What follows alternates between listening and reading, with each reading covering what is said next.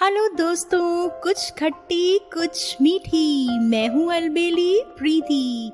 आप सुन रहे हैं रेडियो उड़ान और स्वागत है आपका मेरे शो थोड़ा तीखा थोड़ा मीठा में।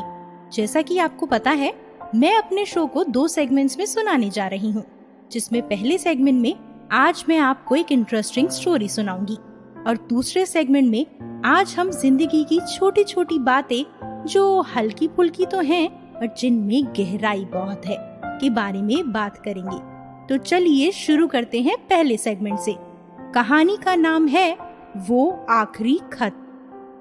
सर्दियों की एक सुबह हल्की हल्की धुंध ने पूरे शहर को अपनी सफेद चादर में लपेट रखा था। सूरज अभी पूरी तरह निकला नहीं था और स्टेशन पर भी बहुत कम हलचल थी। लोग चाय की दुकानों पर गर्म कुल्हड़ लिए खड़े थे, कुछ अखबार पढ़ रहे थे और कुछ अपने मोबाइल में डूबे हुए थे। स्टेशन के एक पुरानी बेंच पर एक बूढ़ा आदमी बैठा था, उम्र लगभग 75 के करीब। सफेद दाढ़ी, गहरा ऊनी कोट और हाथ में कांपता हुआ एक पुराना पीला पड़ा लिफाफा। उनका नाम था राजन बाबू। हर रोज वो सुबह ठीक 7:15 बजे उसी बेंच पर बैठते थे। न ज्यादा बोलते, ना किसी से कोई उम्मीद रखते। लोग उन्हें पुराने खत वाले बाबा कहने लगे थे। एक दिन जर्नलिज्म की छात्रा अन्वी अपने कॉलेज प्रोजेक्ट के लिए स्टेशन पर फोटोग्राफी करने आई। उसकी नजर राजन बाबू पर पड़ी। उनके चेहरे में कुछ था, एक इंतजार, एक अधूरी कहानी जो बिना कहे बहुत कुछ कह रही थी। वो उनके पास गई और धीरे से मुस्कुराकर बोली, नमस्ते दादाजी, क्या मैं आपके पास बैठ सकती हूँ? राजन बाबू मुस्कुराते हुए बोले, जरूर बेटी, लोग तो आजकल वक्त नहीं देते। तुमने बात करने की सोची, ये बहुत है। अन्वी ने कहा, मैं जर्नलिज्म पढ़ती हूँ, जीवन की सच्ची कहानियां ढूंढ रही हूँ और आपकी आंखों में बहुत कुछ छुपा हुआ देखा।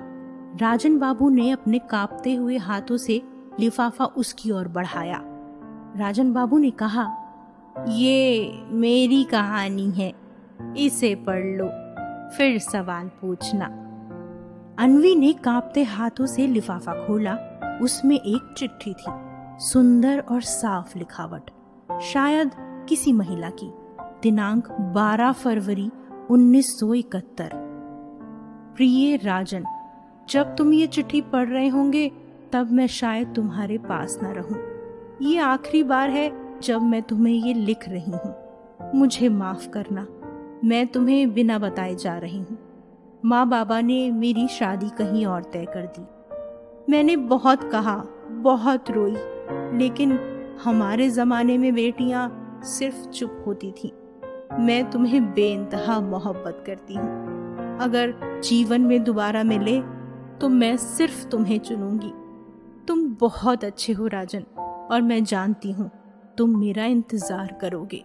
शायद एक दिन हम फिर मिले, किसी स्टेशन की भीड़ में, किसी किताब की दुकान में, या फिर किसी बच्चे की मुस्कान में। तुम्हारी हमेशा के लिए, राधा। अन्वी की आंखें नम थीं।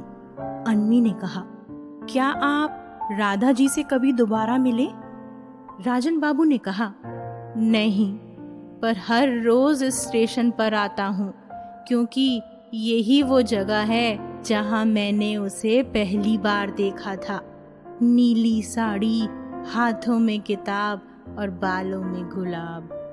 अन्वी ने कहा, आपने कभी शादी नहीं की?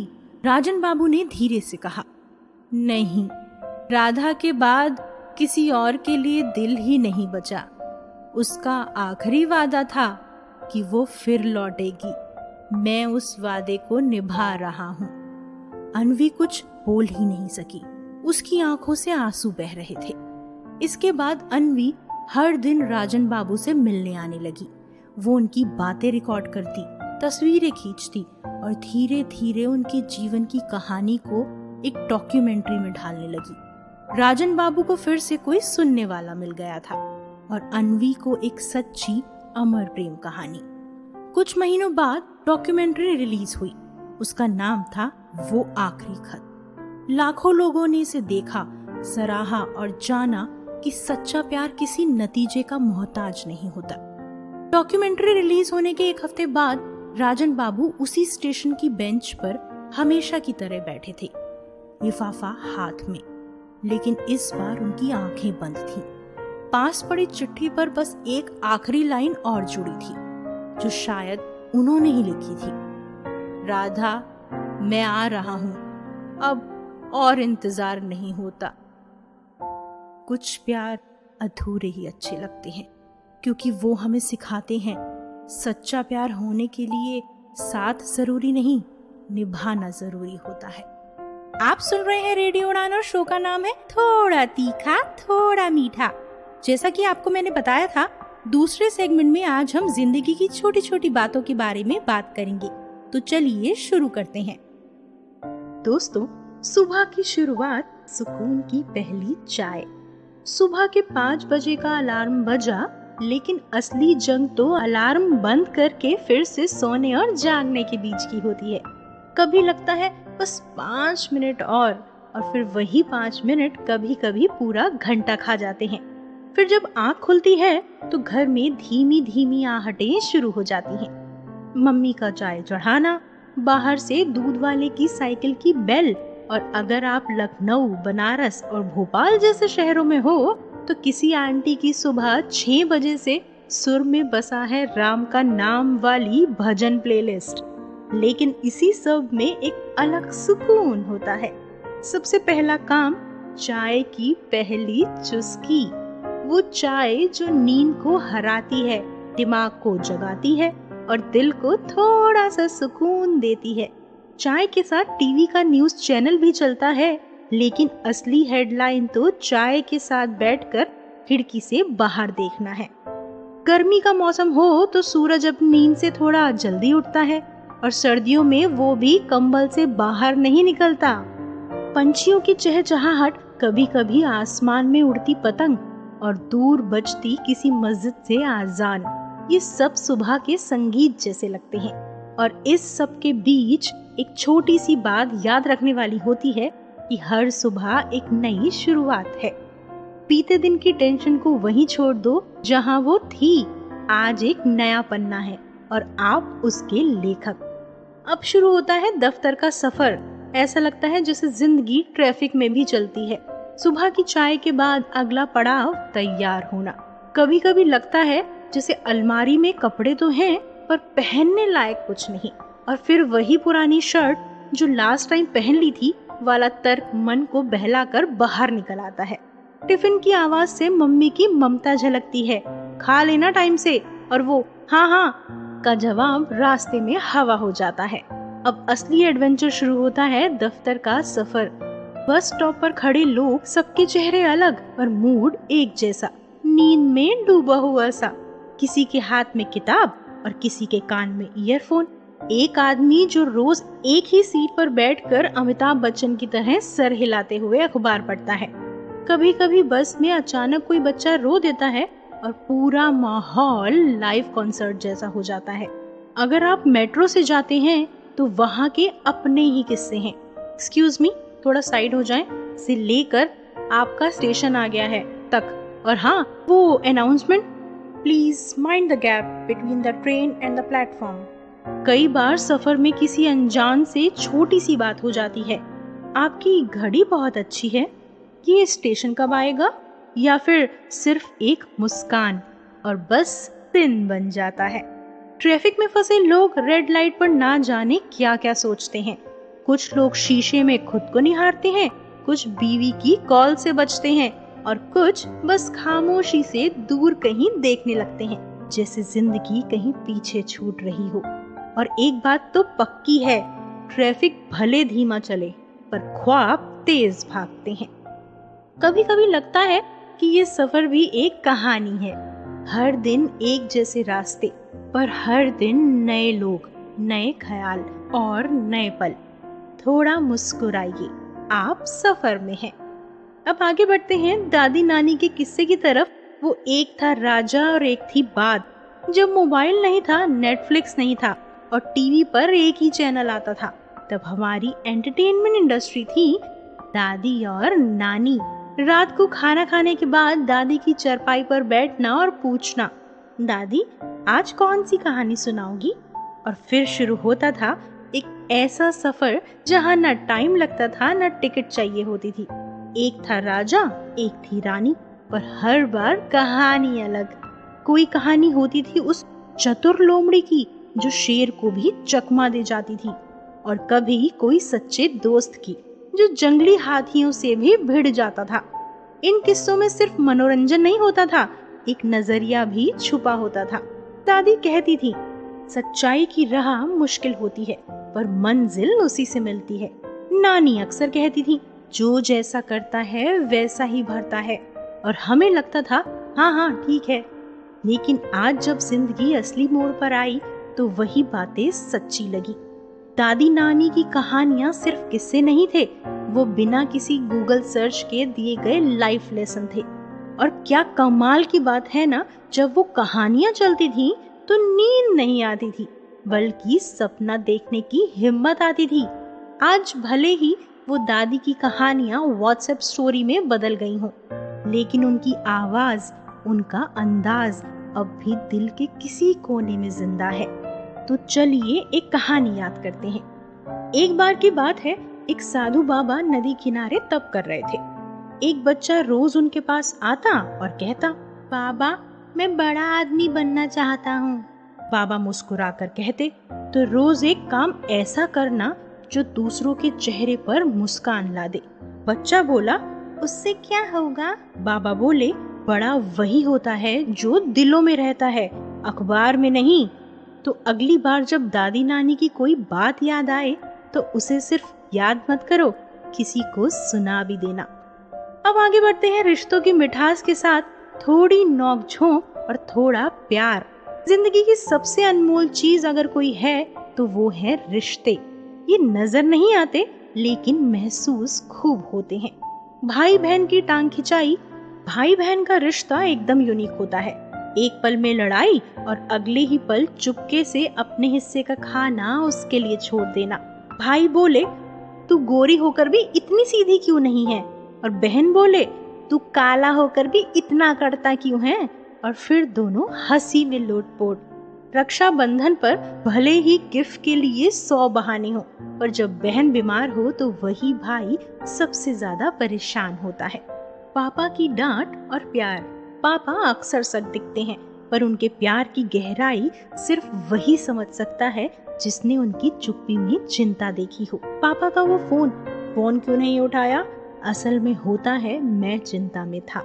जब आप कहते हो पापा वो एक कोर्स है, थोड़ा महंगा है, तो वो चुपचाप अपने खर्चे कम करके आपकी जरूरतें पूरी कर देते हैं। माँ के हाथ की वो रोटी और दिल का प्यार। माँ की रोटी में वो स्वाद है जो 5 स्टार होटल भी नहीं दे सकता, क्योंकि वहाँ मसाले होते हैं और यहाँ ममता। माँ का खा ले बेटा, तेरे लिए ही बनाया है, ये सिर्फ एक लाइन नहीं, ये हर रोज की दुआ है। जब आप बीमार होते हैं तो सबसे पहले सिर पर हाथ रखने वाली उंगलियां माँ की ही होती हैं। दोस्ती वो रिश्ता जो खून से नहीं दिल से बना होता है। कुछ दोस्त होते हैं जो हर बार टाइम पर नहीं आते, पर जब मुश्किल आती है तो सबसे पहले वही मिलते हैं। दोस्ती में एक अलिखित समझ होती है, तेरा हाल बुरा है, चल मैं तुझे हंसाता हूँ। कॉलेज के बंक से लेकर शादी की बारात तक दोस्त साथ होते हैं जो हर लम्हा यादगार बन जाता है। रिश्ते कभी बड़े बड़े शब्द नहीं मांगते, बस छोटे छोटे लम्हों में प्यार खोजते हैं। तो आज किसी को यूं ही एक कैसे हो भेज दीजिए, क्या पता आपकी एक लाइन उसका पूरा दिन अच्छा कर दे। और अब चलते हैं खुद पर, खुद से बात, थोड़ा खुद को भी समझो। एक सवाल है, आप रोज कितने लोगों से बातें करते हैं? अब एक और सवाल, रोज खुद से भी बातें करते हैं क्या? ज्यादातर जवाब होगा नहीं। और यही सबसे बड़ा गैप है जो हम अक्सर नजरअंदाज कर देते हैं। हर दिन खुद से एक सवाल पूछिए, तू ठीक है ना? हम दूसरों से तो बार बार पूछते हैं क्या हाल है, पर खुद से कब पूछा? आपका मन भारी है या हल्का? कोई बात चुभी है या छूट गई? कोई सपना अधूरा है या कोई जिम्मेदारी सर पर है, इन सब का जवाब सिर्फ आपके अंदर है, बाहर नहीं। Me time, mental piece.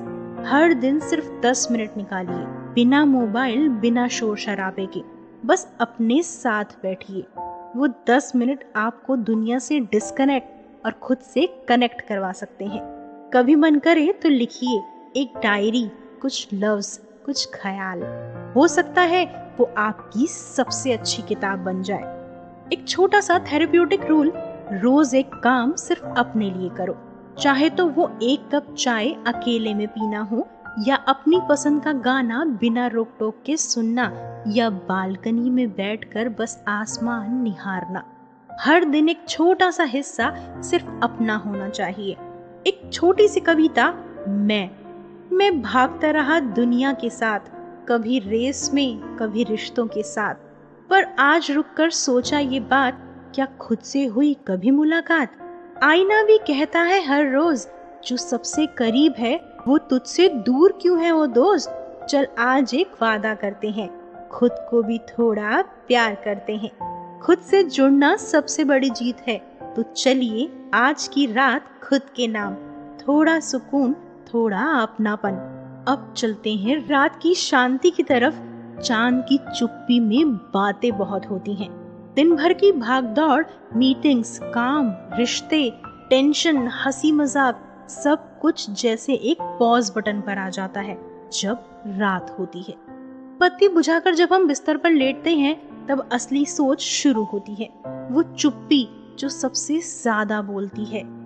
रात के सन्नाटे में जो बातें याद आती हैं, वो दिन की भीड़ में कहीं गुम हो जाती हैं। कोई अधूरी बात, कोई पुराना सपना, कोई हंसी जो याद आकर आंखें नम कर देती है, या कोई ऐसा काश जिसे दिल कब से दबाए बैठा है। चांद को देखना भी एक एहसास है, जैसे वो कह रहा हो, मैं भी अधूरा हूँ लेकिन हर रात चमकता हूँ। आज क्या सीखा?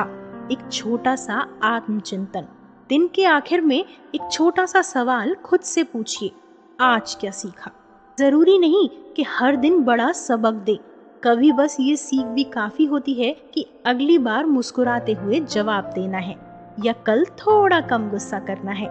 अगले दिन की उम्मीद, रात का मतलब खत्म होना नहीं, बल्कि एक नए दिन की तैयारी है। तकिए पर सर रखते हुए अगर आप थक कर नहीं, बल्कि कल कुछ अच्छा होगा सोचकर सोएं, तो नींद सिर्फ शारीरिक आराम नहीं, बल्कि दिल को भी राहत देती है। एक शुभ रात्रि संदेश दिल से। रात की चुप्पी में छुपा है सुकून। दिन भर की थकावट के बाद मिलती है सुकून की धुन। आंख बंद कीजिए, दिल को हल्का कर लीजिए। कल फिर से सूरज आपकी मुस्कान ढूंढेगा। शुभ रात्रि। और इसी के साथ हमारा ये प्यारा जिंदगी की छोटी छोटी बातें और हल्का फुल्का लेकिन दिल को छूने वाला सफर पूरा हुआ। तो आज के शो में बस इतना ही। फिर मुलाकात होगी मेरे नेक्स्ट शो थोड़ा तीखा थोड़ा मीठा में, संडे रात 10 बजे और रिपीट शो मंडे शाम 5 बजे। आप हमारे शो को हमारी वेबसाइट www.radioudan.com और हमारी ऐप रेडियो उड़ान पर भी सुन सकते हैं।